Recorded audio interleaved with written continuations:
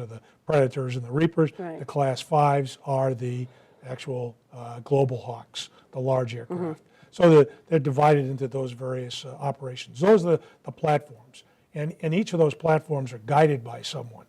The Air Force, in fact, actually likes to call them remotely piloted vehicles, which is another term that's also used. And that remotely piloted vehicle, or UAS, has someone controlling it. Someone on the ground is doing it. In the case of small UAS, it's usually done in a fashion where they can actually see the aircraft operating in the sky. In the larger aircraft, obviously, it's all done by radar and other means.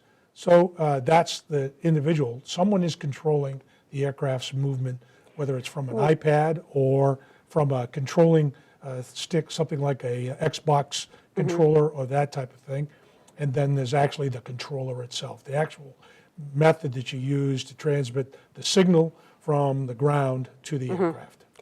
And so that's interesting because I think a lot of people think that these, whether they're this big or ginormous, that they sort of run themselves. So I like that notion that there's still a pilot. The pilot just doesn't happen to be sitting on that actual aircraft at that moment. They're like many aircraft. The larger ones have some autonomous systems on them. In other words, they can do the same thing that a pilot can do in a 747, and that's put it on automatic controls and fly it at a fixed altitude and speed for a certain period of time. However, there's always someone in control. So there's always someone who can take control over that aircraft and make it do what that operator wants it to do. Right.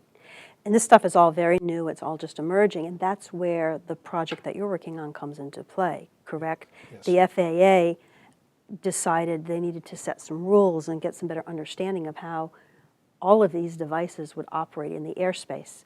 Can you tell me a little bit more about what it is the project is doing? Right. Well, the main thrust of the FAA's selecting of the 6 test sites was to determine how to safely integrate these unmanned aircraft systems into the national airspace system. And that's the area where all the rest of the manned aircraft fly, whether they're private or public aircraft flying in those systems.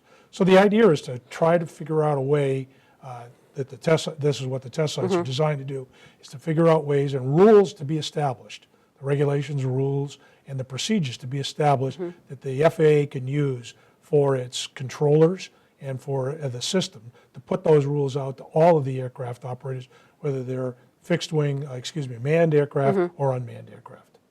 So that will help guide us. So if I wanted to have a bunch of these and set up a little business delivering snacks to school, I don't know, there would be some set of rules that would